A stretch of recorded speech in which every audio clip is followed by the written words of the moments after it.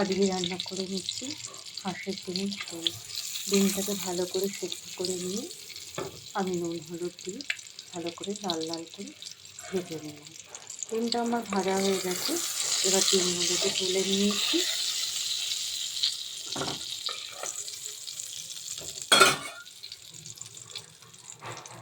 এবার ওই তেলের মধ্যে আমি দিয়ে দেব নতুন আলু। নতুন আলুকে একটু বেশি জল লাগে, তো নতুন আলুগুলোকে কেটে ভালো করে আমি জলে ধুয়ে নিয়েছিলাম।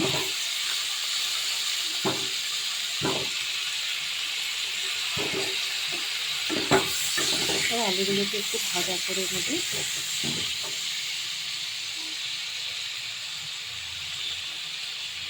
নুন দিয়ে দেবো সামান্য পরিমাণে।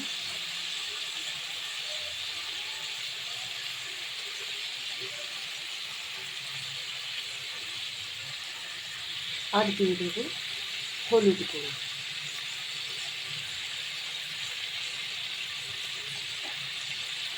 গ্যাসের ফ্লেমটা আমার লো করা ছিল, তো একটু বাড়িয়ে নিলাম।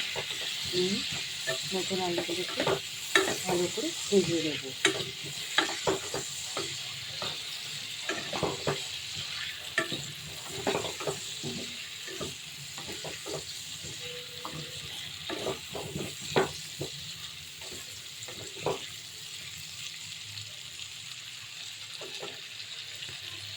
একটুখানি চাপা দিয়ে দেবো, তাতে আলুগুলো একটু সিদ্ধ হয়ে আসবে।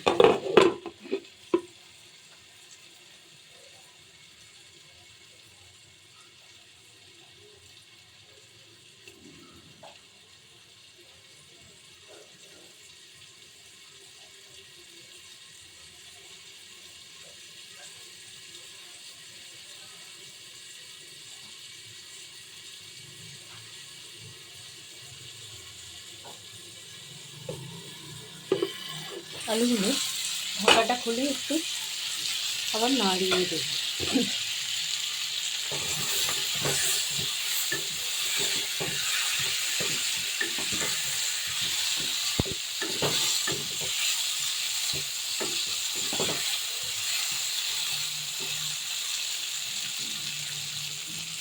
আলুগুলো সামান্য একটু ভাজা ভাজা করে নিয়েছি, এবার আলুগুলোকে নামিয়ে নিলাম।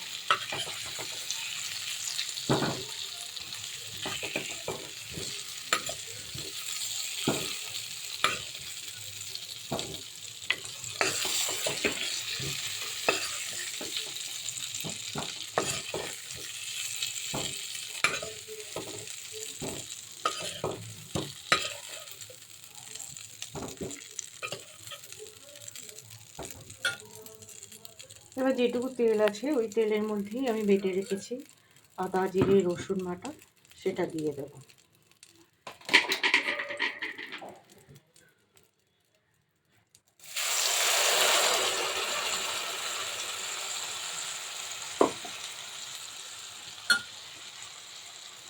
মশলাটাকে একটু কষাবো যতক্ষণ পর্যন্ত মশলার গা থেকে তেলটা ছাড়ছে।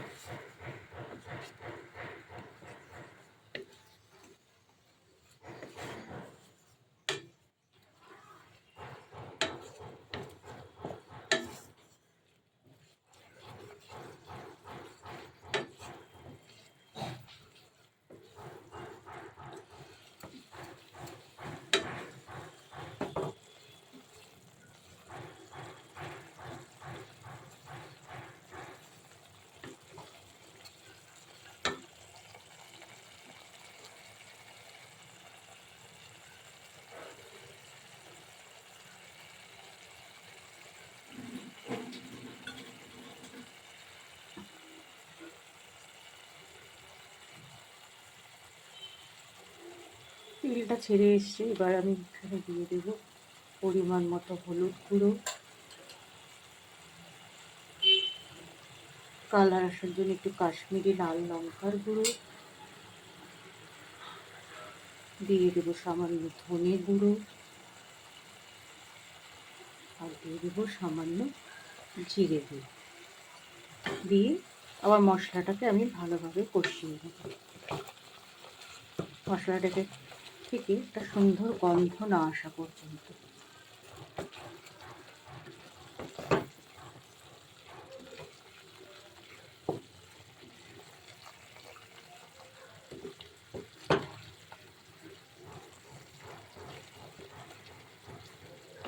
মশলাটা আমার ভালোভাবে কষানো হয়ে গেছে।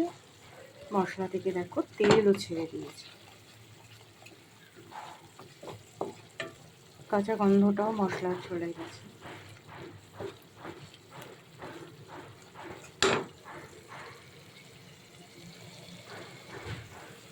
এবার আমি এতে দিয়ে দেবো পরিমাণ মতো গরম জল। আমি সাধারণত শীতের দিনে একটু গরম জলেই রান্না করি, তাতে রান্নাটাও সুস্বাদু হয় আর ভালোও লাগে, তাড়াতাড়িও হয়ে যায়, গ্যাসটা একটু কম পড়ে।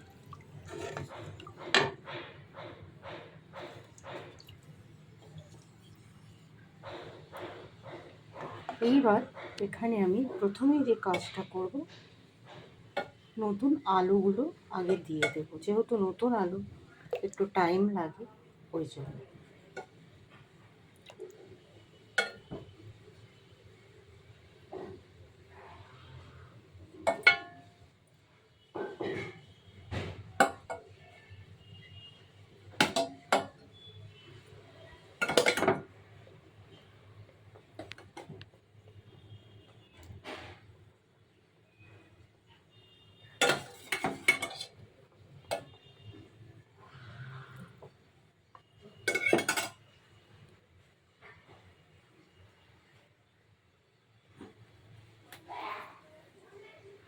এবার এখানে দিয়ে দেব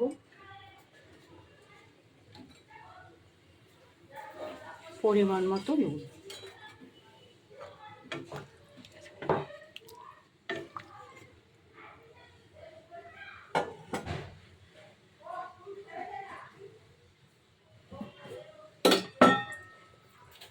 দিয়ে দেবো সামান্য মিষ্টি, দিয়ে এবার ঢাকা দিয়ে দেবো। তারপর ঝোলটা ফুটে উঠলে তখন আমি ডিমগুলো দিয়ে নামিয়ে নেব।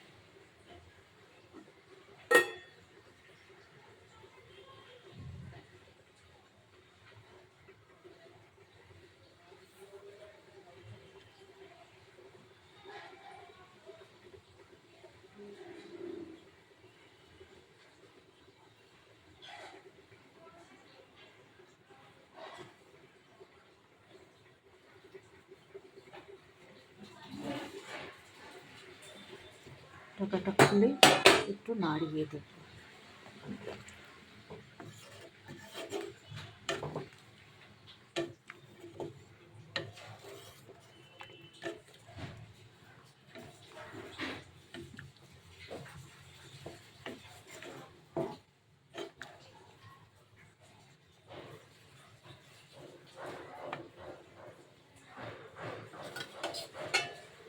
আমি হাঁসের ডিমগুলো দিয়ে দেবো।